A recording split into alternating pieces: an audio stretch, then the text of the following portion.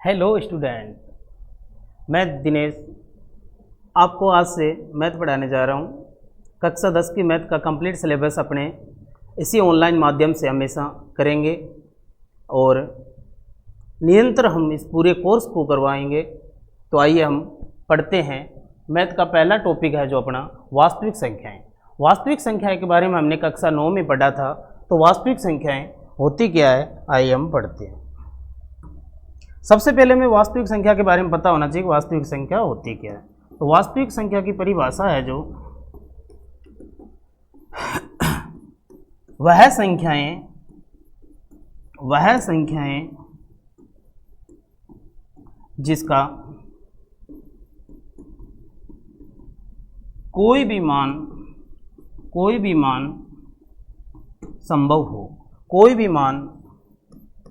संभव हो, वास्तविक संख्याएं कहलाती है। वास्तविक संख्याएं कहलाती है।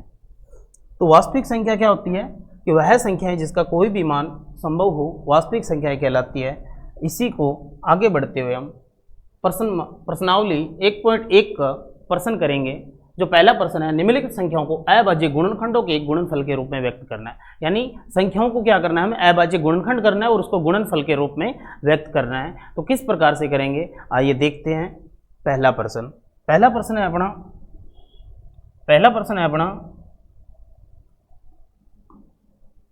140 है। इसका हम अभाज्य गुणनखंड निकालेंगे। तो इकाई अंक देखेंगे सबसे पहले कि क्या है, 0 है। तो इकाई अंक यदि सम है 0, 2, 4, 6, 8, इकाई अंक यदि किसी का भी 0, 2, 4, 6, 8 है तो सबसे पहले उसमें किसका भाग देंगे, 2 का। इसमें 2 का भाग दिया कितनी बार जाएगा, 70 बार। 70 में फिर 2 का भाग दिया जाएगा कितनी बार जाएगा, 35 बार। और 35 में 5 आ रहा है, इसमें 2 का भाग नहीं जाएगा। 2 का भाग नहीं जा रहा तो हम अगली अभाज्य संख्या 3 का भाग देंगे। तो 3 का भाग इसमें नहीं जाने पर अगली अभाज्य संख्या है 3 के बाद 5, उस 5 का भाग देंगे तो 7 बार जाएगा। और 7 एक अभाज्य संख्या, तो 7 में 7 का भाग जाता है।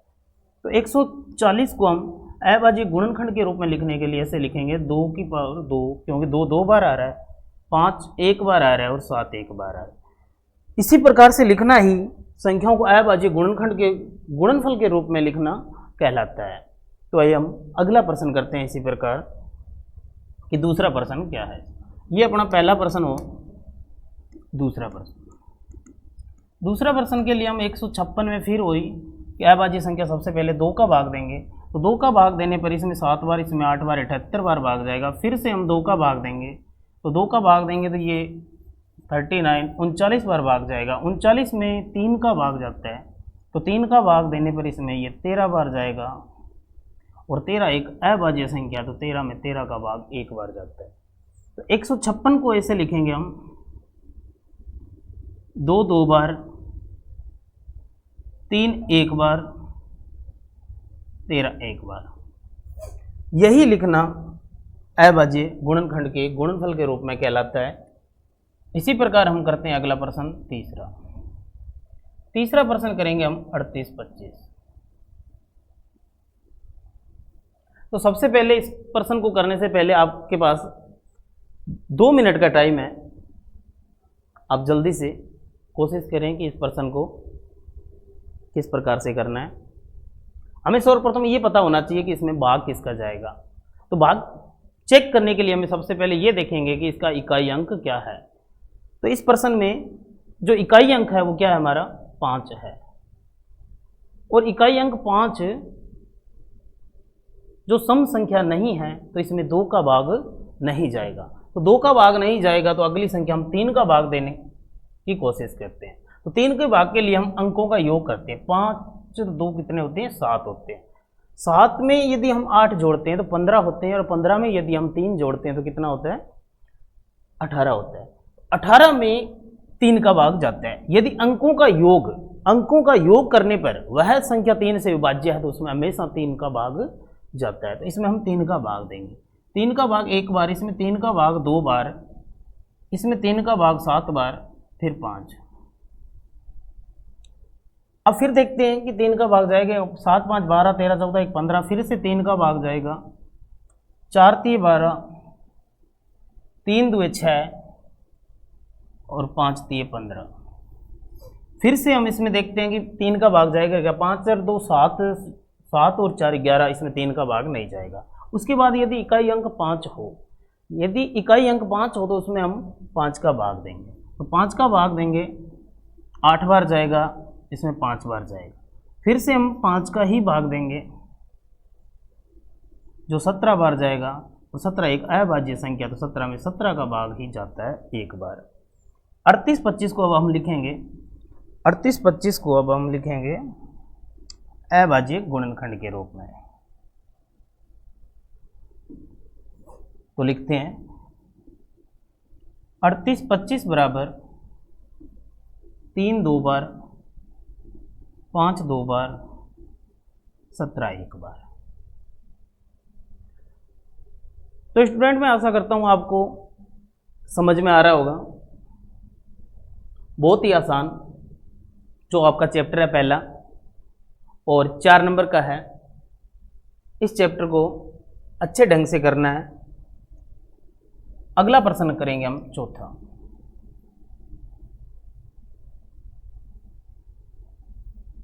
पाँच हजार पाँच में इकाई अंक 5 है, तो सबसे पहले इसमें 5 का भाग देंगे, 1001 होगा। फिर इसमें 5 का भाग नहीं जाएगा तो अगली संख्या 7 का भाग देख के देखते हैं हम। 7 एकम 7, 3 बच रहे हैं 30, 7 चौके 28, 2 बच रहे हैं 21, 7 तिये 21। अब अगली संख्या हम फिर से 7 का भाग देते हैं, लेकिन 7 का भाग इसमें नहीं जाएगा तो अगली संख्या हम 11 का भाग देते हैं। 7 के बाद 11 का एक बार जाएगा इसमें, फिर 3 बच रहे हैं, 13 हो रहा है, और 13 में 13 का भाग जाता है जो एक बार। तो हम 5005 को लिखेंगे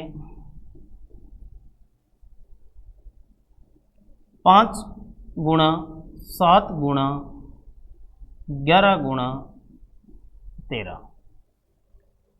तो जो एक बार होता है उसकी पावर 1 लिखने की जरूरत नहीं होती है, और यदि हम लिखते हैं तो भी हमारा प्रश्न गलत नहीं होता है। इसी प्रकार अपने को 5वां प्रश्न करेंगे 74 29। स्पेस नहीं होने के कारण अपने क्या करते हैं, नया पेज लेते हैं। प्रश्न क्या था अपना 74 29।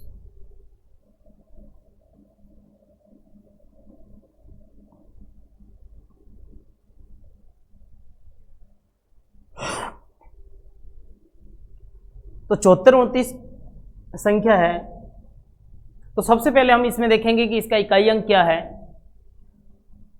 तो देखने से पता चल रहा है कि अपना इकाई अंक है वो 9 है, जो 2 से विभाज्य नहीं है। 2 से विभाज्य नहीं है तो हम इसमें 3 का भाग देंगे। 3 का भाग देने के लिए अंकों का योग करेंगे। 9 तो 11, 11 और 4 15, 15 और 7 15 और 7 22 होते हैं। तो ये भी 3 से विभाज्य नहीं होगा। 5 का विभाज्य होने के लिए इकाई अंक 5 होना चाहिए, तो ये 5 से भी विभाज्य नहीं होगा। 5 से विभाज्य नहीं है तो इसको हम 7 से विभाज्य यानी 7 का भाग देकर चेक करेंगे। तो यदि इसमें 7 का भाग देते हैं और ट्राई करेंगे कि 7 का भाग जाता है या नहीं, तो 7 का भाग देखकर देखते हैं एक बार। 74 29, 7 एकम 7 बच गए 4, फिर 2, 7 6 42, 9, और 9 में पूरा पूरा 7 का भाग नहीं जाएगा, तो 7 का इसमें भाग नहीं जाएगा। 7 के बाद हम 11 का भाग देंगे। 11 का भाग नहीं जा रहा है तो हम 13 का भाग देंगे, और यदि 13 का भी भाग नहीं जा रहा है तो हम अगली संख्या 19 का भाग देंगे, सॉरी।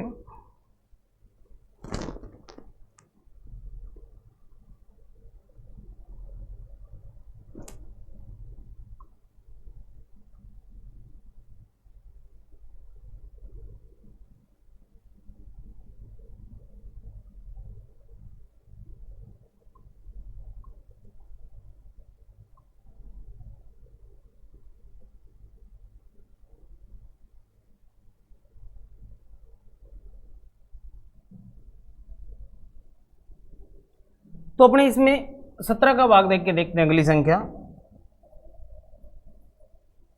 74 29। 17 चौकी 68 होते हैं, बच गए 6। 17 3 51 होते हैं, बच गए 11 19।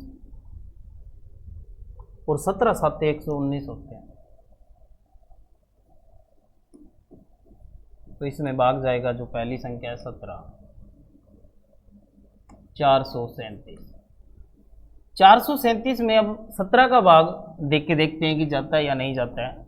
वापस हम बैक नहीं आएंगे, आगे वाली संख्याओं का चेक करेंगे। 17 एकम 17 17 2 34 होता है। और 17 के पहाड़े में 97 में पूरी बार भाग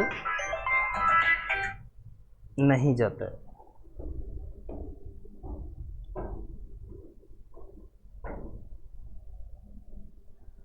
तो 17 का भाग नहीं जा रहा है तो हम इसमें भाग देंगे 19 का।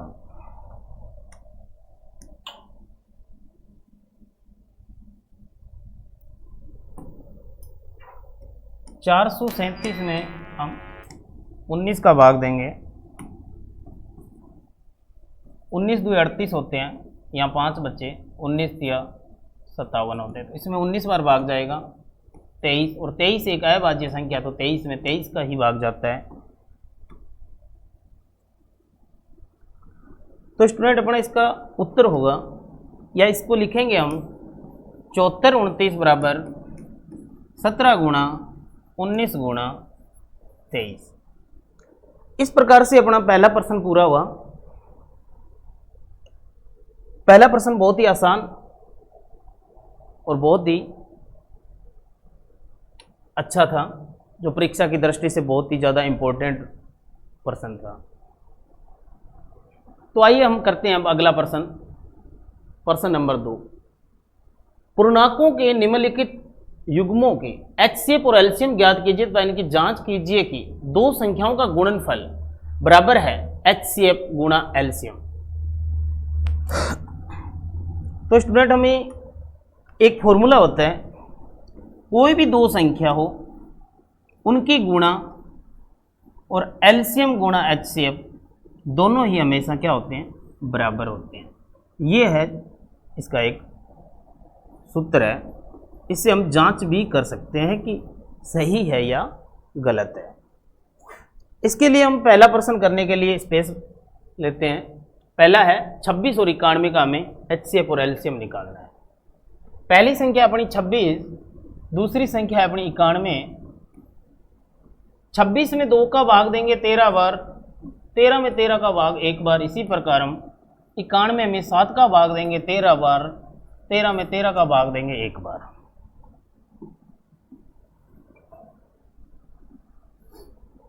अब हम लिखेंगे इसको 26 में 2 गुणा 13 और 91 का लिखेंगे 7 गुणा 13। तो अब हम इसको कैसे करेंगे, सबसे पहले हम इसका HCF निकालेंगे। HCF निकालने के लिए HCF ब्रैकेट में, सबसे इंपॉर्टेंट है ब्रैकेट में संख्या जरूर लिखें कि किस संख्या का हम निकाल रहे हैं। HCF का मतलब होता है हाईएस्ट कॉमन फैक्टर, यानी सबसे बड़ा और कॉमन होना चाहिए, यानी सबसे ज़्यादा बार मिल रहा है जो, और कॉमन होना चाहिए। तो इसमें कॉमन क्या, 13। अगली बार हम निकालेंगे इसका एलसीएम। एलसीएम में भी यही लिखेंगे कि 26 और 91 का एलसीएम कितना है। एलसीएम निकालने के लिए क्या करेंगे, एलसीएम निकालने का एक तरीका है, इसको दोनों को एक साथ लेकर भी हम एलसीएम निकाल सकते हैं। 26 और 91 ऐसे 2 का भाग दिया इसमें 13 बार, इसमें 91 में नहीं जाएगा। 7 का भाग दिया इसमें 13 बार, क्योंकि 13 में 7 का नहीं जाता इसलिए ये भी 13। फिर 13 का भाग देंगे, दोनों में एक एक बार आएगा। तो एलसीएम होगा 26 और 91 का, 26 और 91 का एलसीएम होगा 2 गुणा 7 गुणा 13। 13 7 91, 91 दुआ 182। ये तो अपना तरीका है जो हमने छोटी कक्षाओं में पढ़ा है, लेकिन हम इसको इस तरीके से न करके इसको डायरेक्ट एक बारी करके हम करेंगे। तो देखो क्या करना है कि इसमें दो जो सिंगल बार है, जो भी सिंगल है उसको तो लिखना ही लिखना। एक तो 2 है जो दोनों में एक ही बार है, एक दोनों में 7 एक बार आ रहा है, लेकिन 13 दोनों में आ रहे हैं। 13 दोनों में आ रहे हैं तो उनमें हम देखेंगे कि ज़्यादा कौन से हैं, यानी 13 एक बार, इसमें दोनों बराबर है। तो इसमें यदि दोनों बराबर है तो हम दोनों में से एक लिख लेंगे। यदि एक में 13 2 बार होते और एक में 13 एक बार होता तो हम 13 2 बार लेते। एलसीएम में हम इसी प्रकार से करते हैं। तो इसकी हम गुणा करेंगे तो ये भी कितना होगा, 182 होगा। अगली बार हम इसकी जांच करेंगे। जांच होती है ए गुणा बी बराबर एचसीएफ गुणा एलसीएम। ए गुणा बी, ए गुणा बी का मतलब पहली संख्या 26 गुणा दूसरी संख्या 91 बराबर एचसीएफ अपना 13 गुणा एलसीएम अपना 182। तो अब हम इसकी गुणा करेंगे, इसकी गुणा करेंगे और देखेंगे कि दोनों तरफ उत्तर है वो बराबर है या नहीं। तो सबसे पहले हम 91 की 26 से गुणा करेंगे। 26 की 91 से गुणा करते हैं, इसको हम इरेज करते हैं।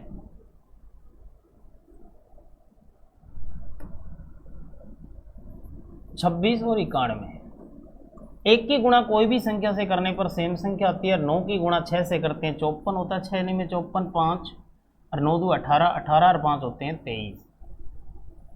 6 6 3 2 23 66, 23 66। पहला गुणा करने पर 23 66 आएगा। यदि हम इसी को मैं यहाँ लिख लेता हूँ आगे, यानी 26 गुणा 91 बराबर 13 गुणा 182। इसकी गुणा करते हैं तो 23 66 आता है, और इसकी भी गुणा यदि 23 66 आ रही तो हमारा आंसर सही है। तो 182 की गुणा करेंगे हम 13 से। 3 की 2 से 6 होता है, 8 की 3 से 24 हासिल 2, 3 और 2 5। एक की गुणा कोई भी नंबर से करेंगे तो सेम होगा। इसको जोड़ते हैं 6, इसको जोड़ते हैं 6, ये 3 हो रहा है, एक हासिल 23 66, यानी ये भी 23 66 है। तो यहाँ से हम पता चल रहा है कि दोनों की जांच करने पर पता चला कि ए गुणा बी बराबर एचसीएफ गुणा एलसीएम आ रहा है, तो हमारा प्रश्न है वो सही है। इस प्रकार से हम प्रश्न की जांच भी कर सकते हैं। इसी में अगला प्रश्न है 510 और 92 का भी एचसीएफ और एलसीएम निकालना है। 510 और 92, संख्या है 510, दूसरी संख्या है 92। 510 में सबसे पहले 2 का भाग दिया, 2 बार, 11 बने 5 बार, फिर 10 बने 5 बार। 5 5 10 तो 12 हो रहा है, इसमें 3 का भाग जाएगा।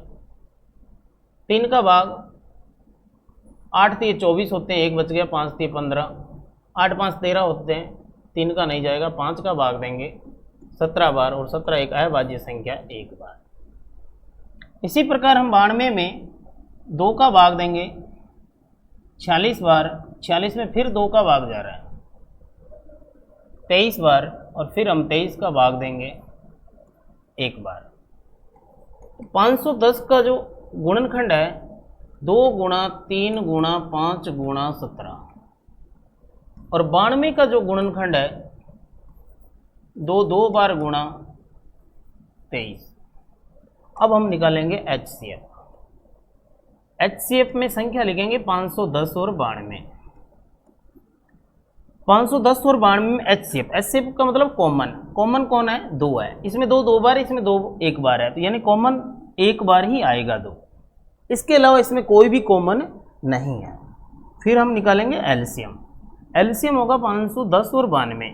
510 और 92, 510 और 92 का एलसीएम निकालने के लिए सबसे पहले हम जो सिंगल है उसको लिखेंगे। 3 इसमें नहीं है, इसमें एक बार आया है, 5 भी एक बार आया है, 17 है, 23 है। इसके अलावा अब 2 इसमें एक बार, इसमें 2 बार है, तो ज़्यादा बार है वो लिखेंगे हम 2 गुणा 2 लिखेंगे और सबकी हम कर देंगे गुणा। तो हम सबकी गुणा करेंगे और देखेंगे कि उत्तर क्या आता है। तब तक आप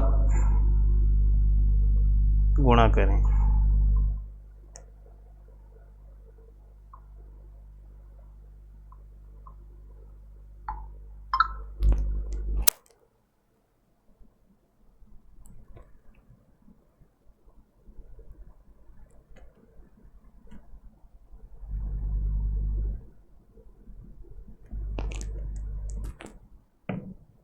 तो आइए करते हैं गुणा अपने। 5 × 15, 15 की 2 से करते हैं 30 और 30 की 2 से करते हैं 60।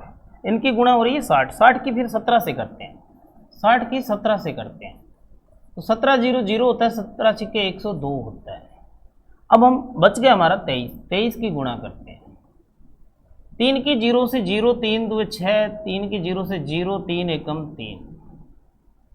अब 2 से करेंगे, 0 4 0 2, 0 6 4 3 2, यानी 23 466, 23 460 इसका एलसीएम होगा। अब हम करेंगे इसकी जांच। तो जांच करने का जो सूत्र है वो अपना इसका सूत्र है A गुणा B बराबर एलसीएम गुणा HCF। ए यानी पहली संख्या है 510, दूसरी संख्या है 92, एलसीएम है अपना 23 460 गुणा एचसीएफ है हमारा 2। तो पहले हम इसकी गुणा करेंगे 510 की 92 से। तो आइए करते हैं अपने यहाँ 510 की हम 92 से गुणा करते हैं। 0 2 एकम 2 और 5 2 10 होते हैं। 9 की 0 से 0, 9 एकम 9 और 9 पंजे 45 होते हैं। 0 2 9 6 4, 46 920, 46 920। अब हम करेंगे ये वाले गुणा।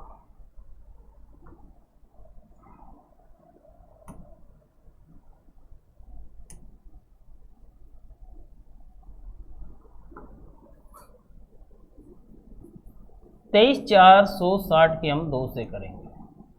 0 6 2 12 का 1, 4 2 8 और 1 9, 23 2 46 होते हैं। तो 46 920 ये भी आ रहा है 46 920। तो दोनों तरफ अपना दोनों साइड अपनी बराबर आ रही है, तो दोनों साइड बराबर आ रही है तो अपना ये प्रश्न सही है। आइए हम अगला प्रश्न देखते हैं कि अपना प्रश्न क्या है। इसी का तीसरा प्रश्न है, इसी का जो तीसरा प्रश्न है वो है 336 और 54 का हमें एचसीएफ और एलसीएम निकालना है। तो आइए इसको करते हैं। 336 और 54, 336 और 54। पहली संख्या 336, दूसरी संख्या 54।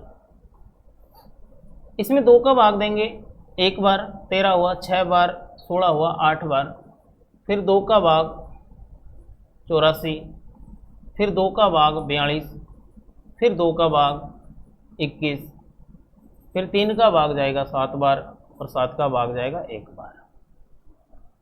54 में हम 2 का भाग देंगे 27 बार, 27 में 3 का भाग 9 बार, 9 में 3 का भाग 3 बार और 3 में 3 का भाग 1 बार।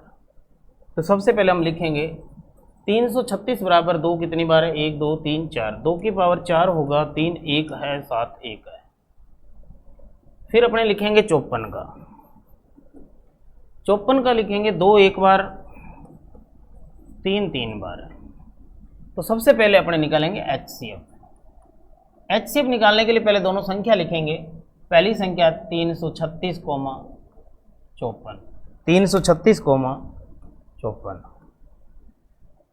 तो एचसीएफ में देखेंगे कि कॉमन क्या है। इसमें 2 4 बार आ रहा है और इसमें 2 1 बार है, तो दोनों में 2 कॉमन आ रहा है। इसमें 3 1 बार है, इसमें 3 3 बार है, तो एक 3 कॉमन आ रहा है, एक 2 कॉमन आ रहा है, एक 3 कॉमन आ रहा है। गुणा करने पर 6 आएगा। तो स्टूडेंट अपने एचसीएफ निकालने के बाद एलसीएम निकालेंगे। एलसीएम निकालने का तरीका जो हमने सीखा है, सबसे पहले अपने 336,54 को लिखेंगे और इसमें देखेंगे कि सिंगल है वो उसको लिखो पहले। एक तो 7 आ गया। इसमें 3 एक बार है, 3 3 बार है, तो ज़्यादा बार कौन है? 3 3 बार, वो वाला लिखेंगे हम 3 3 बार।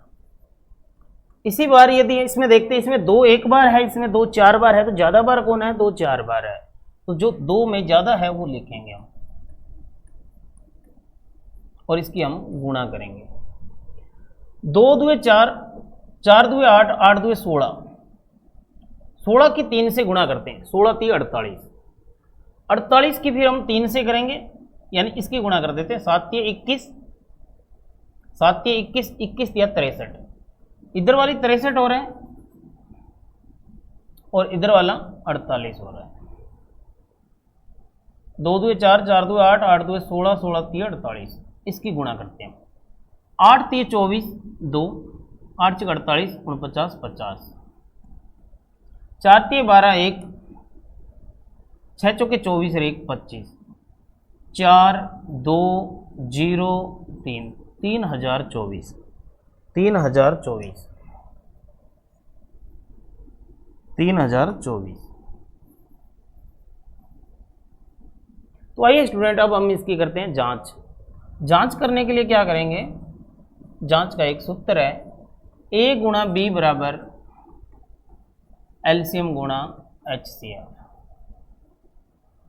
यानी 336 की गुणा हम करेंगे 54 से और 6 की गुणा करेंगे 3024 से।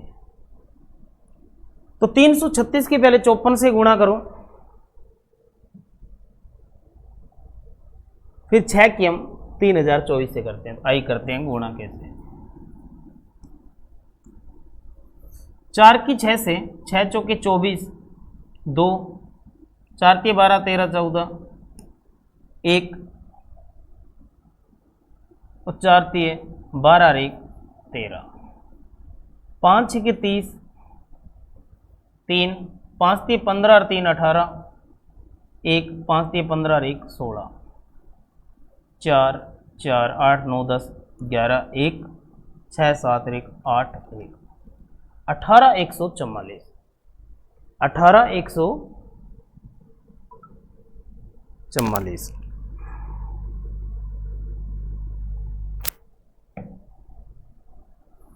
तो इसकी गुणा करने पर आएगा 18 144। अब हम करेंगे दूसरी गुणा।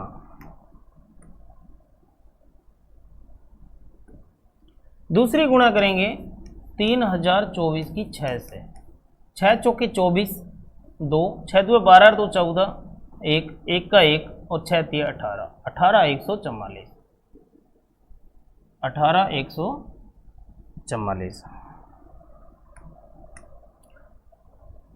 तो स्टूडेंट, दोनों तरफ से अपना गुणा करने पर ए गुणा बी बराबर एलसीएम गुणा एचसीएफ, दोनों तरफ बराबर आ रहा है। इससे हमें पता चला कि ये भी हमारा प्रश्न सही है। तो इस प्रकार से अपने 2 प्रश्न पूरे किए, बहुत ही आराम से और बहुत ही सावधानी से। तो मैं आशा करता हूँ आपको 2 प्रश्न बहुत ही अच्छे तरीके से समझ में आए होंगे। समझ में आए हैं तो आइए हम करते हैं अगला प्रश्न, तीसरा। तीसरा प्रश्न, अभाज्य गुणनखंड विधि द्वारा निम्नलिखित पूर्णांकों के एचसीएफ और एलसीएम ज्ञात करना है। पिछली बार 2 संख्या थी, इस बार यहाँ संख्या दे दी 3। पहले 2 संख्या थी, अब 3 संख्या है। 15 12 21, 15 12 21। तो आइए हम 15 12 21 का करते हैं। 15 12 21। 15 में 3 का भाग 5 बार, 5 में 5 का भाग 1 बार, इसमें 3 का भाग 2 का भाग जाएगा पहले।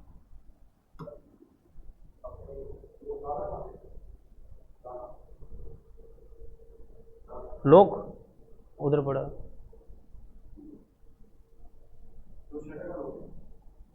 पता।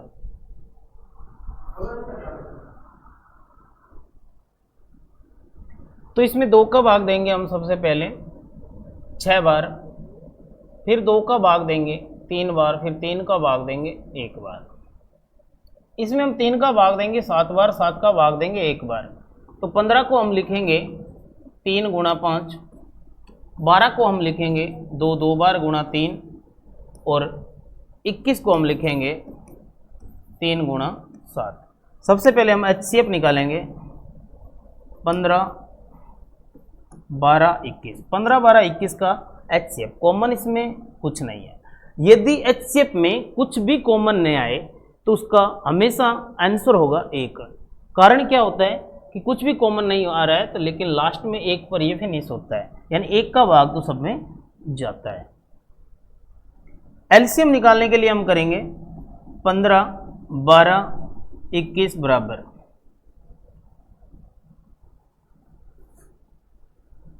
तो 3 तो सब में आ रहा है, 3 एक बार आ गया, 1 5 अकेला आ रहा है, 1 7 अकेला आ रहा है, 1 2 2 बार आ रहा है। इसकी हम सब की गुणा करेंगे तो HCF आ जाएगा अपना 5 3 15। यहां से करते हैं 2 2 4, 4 की यदि 7 से करते हैं 28, 28 की 5 से करते हैं 140 और 140 की 3 से करते हैं 420। तो स्टूडेंट इसका HCF 1 होगा और LCM इसका 420 होगा। इसकी हमें जांच नहीं करनी है क्योंकि जांच करने का हमें नहीं बोला गया है। तो ये प्रश्न एक बार वापस देख लीजिए। तो इसका HCF कितना होगा 1 होगा, LCM कितना होगा 420 होगा।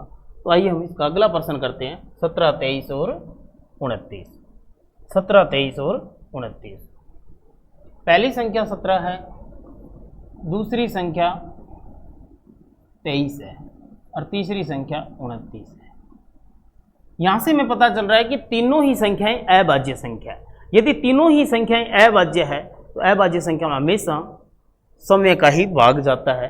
तो 17 में 17 का भाग जाएगा 1 बार, 23 में 23 का भाग जाएगा 1 बार, 29 में 29 का भाग जाएगा 1 बार। तो सबसे पहले हम इसको लिखते हैं।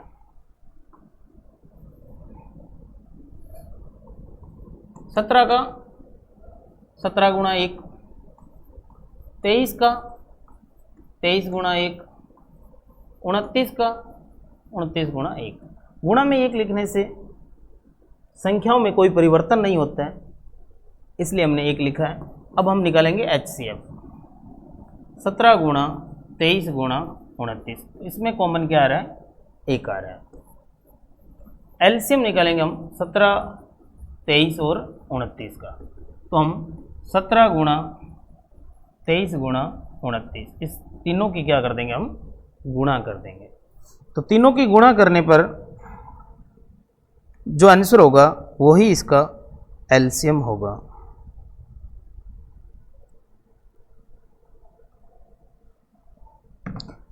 तो इन तीनों की गुणा करने पर जो उत्तर आएगा वो उत्तर होगा अपना 11,339। 11,339। तो स्टूडेंट मैं आशा करता हूं आपको यह भी प्रश्न समझ में आया होगा। तो अपने आगे बढ़ते हैं और अगला प्रश्न देखते हैं कि प्रश्न क्या है। अगला प्रश्न ऐसा ही सेम 8, 9 और 25 का हमें HCF और LCM निकालना। 8, 9 और 25। 8, 9, 25। सबसे पहले 8 में 2 का भाग 4 बार, 2 का भाग 2 बार, 2 का भाग 1 बार। 9 में 3 का भाग 3 बार, 3 का भाग 1 बार।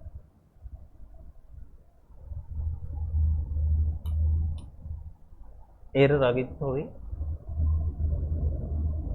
3 में 3 का भाग 1 बार। फिर 25 में यदि हम भाग देते हैं, इसमें 5 का भाग जाएगा 5 बार, फिर 5 का भाग 1 बार।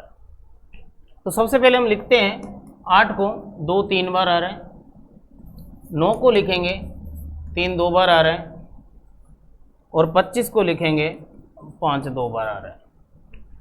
तो सबसे पहले हम HCF निकालेंगे 8, 9, 25 का। तो HCF में कोई भी चीज़ कॉमन नहीं आ रही तो HCF हमेशा 1 होता है।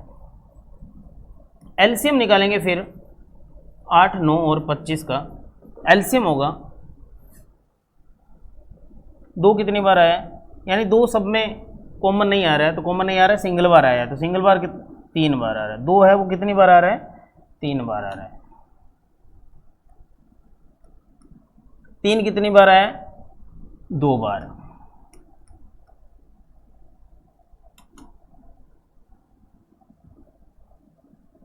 और 5 भी कितनी बार आया है? 2 बार। इन सब के हम गुणा करेंगे तो अपना एलसीएम आएगा 2 2 4, 4 2 8, 8 गुणा 9 गुणा 25, यानी 8 गुणा 9 गुणा 25, 8 की गुणा 9 से और 9 की गुणा 25 से। 25 8 200 होता है, 25 8 200 होता है, और 200 की 9 से गुणा करेंगे तो कितना आएगा? 9 2 1800। इसका फाइनल आंसर होगा कितना? 1800। तो हम इस प्रकार से प्रश्न नंबर 3 को भी पूरा कर लिया है।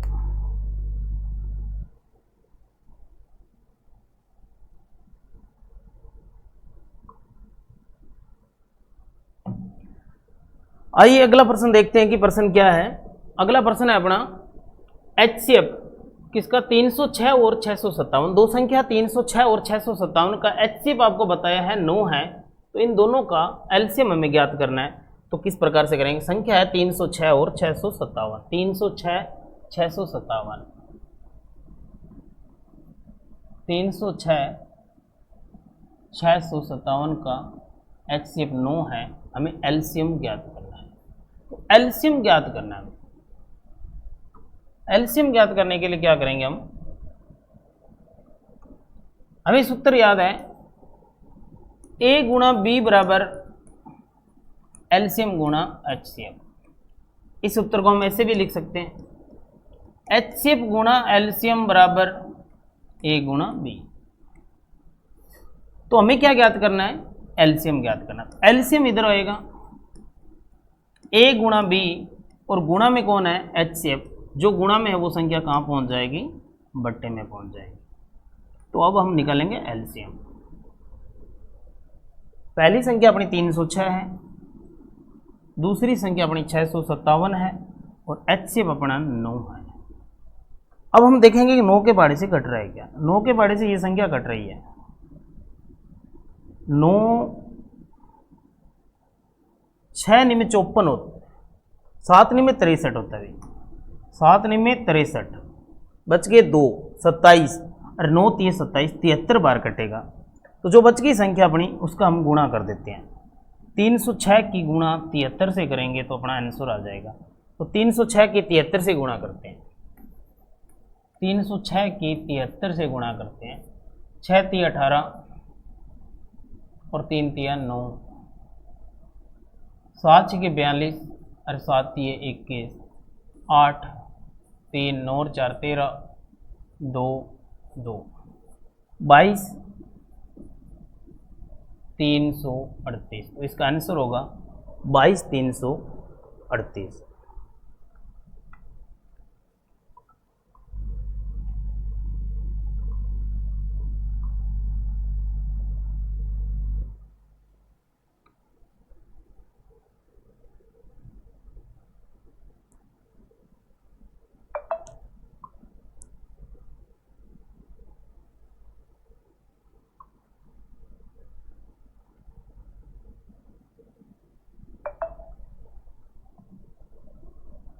आइए अपने अगला प्रश्न देखते हैं इसी प्रकार से।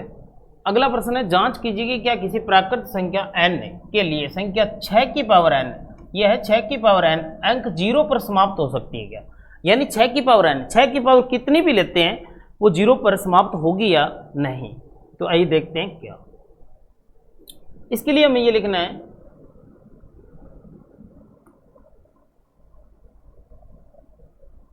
कोई भी संख्या 0 पर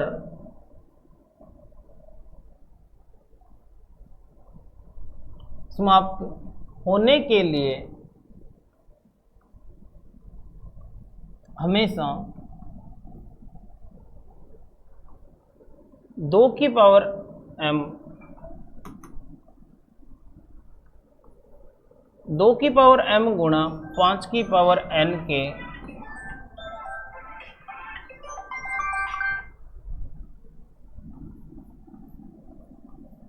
रूप में होना चाहिए।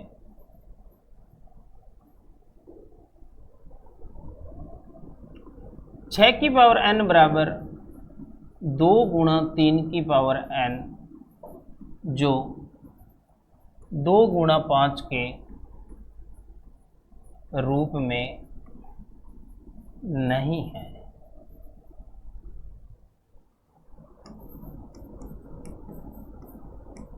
इसलिए यह 0 पर समाप्त नहीं होगी। तो स्टूडेंट इसमें हमें पता है कि 6 की पावर कितनी भी लेते हैं, 6 की पावर कितनी भी लेते हैं वो कभी भी 0 पर समाप्त नहीं हो सकती, क्योंकि 6 की पावर यदि 1 लेते हैं तो 6 आता है, यदि 6 की पावर 2 लेते हैं तो 36 आता है। इकाई अंक हमेशा ही इसका क्या रहेगा, 6 रहेगा। इसका इकाई अंक कभी भी 0 नहीं होगा। तो आइए हम अगला प्रश्न देखते हैं। व्याख्या कीजिए कि 7 गुणा 11 गुणा 13 प्लस 13 और 7 गुणा 6 गुणा 5 गुणा 4 गुणा 3 गुणा 2 गुणा 1 प्लस 5 भाज्य संख्याएं हैं तो क्यों है। हमें ये चेक करना है कि यदि ये भाज्य संख्याएं हैं तो क्यों है। तो देखते हैं क्यों है। तो पहला प्रश्न है 7 गुणा 11 गुणा 13 प्लस 13। 7 गुणा 11 गुणा 13 प्लस 13। तो इसमें क्या है स्टूडेंट, देखना कि जैसे ही प्लस आता है दोनों अलग अलग भाग हो गए। प्लस से क्या होता है कि दो संख्याओं का बंटवारा हो जाता है। तो देखते हैं पहली संख्या में कॉमन क्या आ रहा है। दोनों में 13 कॉमन आ रहा है। इसमें 13 कॉमन लिया तो 7 गुणा 11 गुणा 1 प्लस इसके स्थान पर भी बच गया 1 13। इसकी गुणा करते हैं 77 प्लस 1 होता है 13 गुणा 78 हो गया। अब इसका जो गुणनखंड है, अब यहां क्या लिखेंगे हम, यहां लिखेंगे अतः यह एक भाज्य संख्या है। यह एक भाज्य संख्या है क्योंकि इसके 2 से अधिक गुणनखंड है। देखिए स्टूडेंट कैसे हैं 2 से अधिक, 13 एक खुद है, 78 एक है, और कोई भी संख्या का गुणनखंड एक तो होता ही है। तो 2 से जिसके भी संख्याओं के 2 से ज़्यादा गुणनखंड होते हैं वो हमेशा संख्या भाज्य संख्या होती है। तो आइए हम अगला प्रश्न देखते हैं क्या है इसका। 7 6 5 4 3 2 1 प्लस 5। इस संख्या को हम करते हैं 7 गुणा 6 गुणा 5 गुणा 4 गुणा 3 गुणा 2 गुणा 1 प्लस 5 है। इसी प्रकार जैसे ही प्लस आया ये संख्या अलग हो गई, ये संख्या अलग हो गई। तो इन दोनों में हम देखते हैं कि कॉमन क्या है। इन दोनों में कॉमन है वो 5 है। 7 गुणा 6 गुणा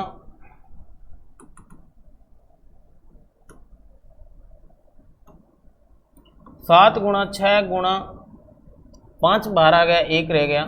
4 गुणा 3 गुणा 2 गुणा 1 प्लस 1 रह गया। तो इसकी गुणा करते हैं 7 6 42 गुणा 4 3 12 12 2 24 गुणा 1 प्लस 1। 42 की 24 से पहले गुणा करते हैं। 42 की 24 से 24 2 48 होता है 4, और 24 चौका 96, 96 और 4 होते हैं पूरे 100। इसकी गुणा की 108 प्लस 1, तो ये आएगा 5 गुणा 1009। इसमें भी हम लिखेंगे, यही लाइन लिखनी है। अतः यह एक भाज्य संख्या है। यह एक भाज्य संख्या है क्योंकि इसके 2 से अधिक गुणनखंड है।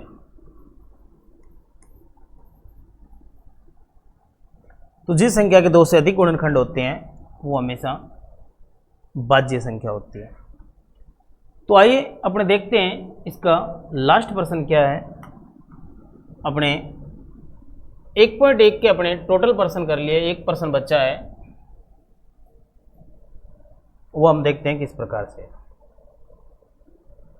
तो अगला प्रश्न है अपना, किसी खेल के मैदान में चारों ओर एक वर्ताकार पथ है, यानी एक खेल का मैदान है और चारों ओर एक वर्ताकार घेरा है, और उसको चक्कर लगाने के लिए सोनिया को 18 मिनट लगते हैं। यानी एक सोनिया नाम की लड़की है, उसको तो 18 मिनट में एक चक्कर पूरा करती है, और उसी का रवि है वो 12 मिनट में चक्कर पूरा करता है, और दोनों एक ही स्थान पर एक ही समय में चलना प्रारंभ करता है, तो कितने समय बाद पुनः मिलेंगे। यदि हमें इस प्रकार का प्रश्न पूछता है कि दोनों एक साथ भाग रहे हैं और पुनः वापस कब मिलेंगे, तो हमेशा हमें उस प्रश्न का क्या करना है, एलसीएम ही निकालना होगा। तो अपने आइए इसका एलसीएम निकालते हैं। तो हमने सीखा था एलसीएम को हम एक साथ भी कर सकते हैं, अलग अलग भी कर सकते हैं, तो इसको एक साथ कर लेते हैं।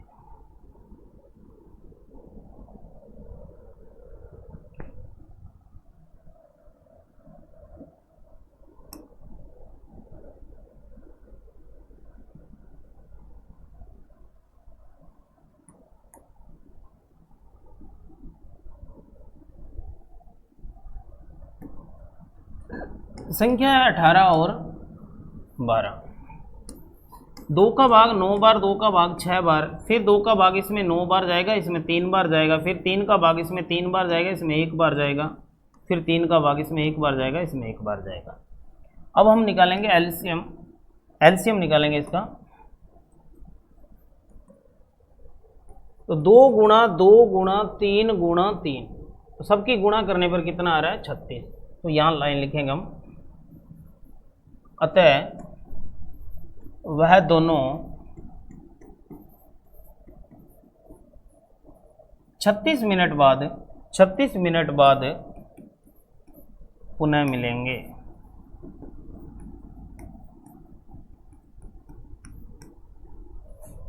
तो स्टूडेंट कैसी रही अपनी आज की क्लास, जो अपने 1.1 कंप्लीट की है, और इसी प्रकार हम कल करेंगे 1.2। तो कैसी रही है ये आपको कमेंट करके बताना है कि क्या आपको समझ में नहीं आया। यदि कोई चीज़ समझ में नहीं आई है वो आप कमेंट जरूर करें, उसको हम और प्रयास करेंगे बेहतर से बेहतर तरीके से समझाने के लिए। तो आज की क्लास हम यहीं समाप्त करते हैं। जय हिंद, जय भारत।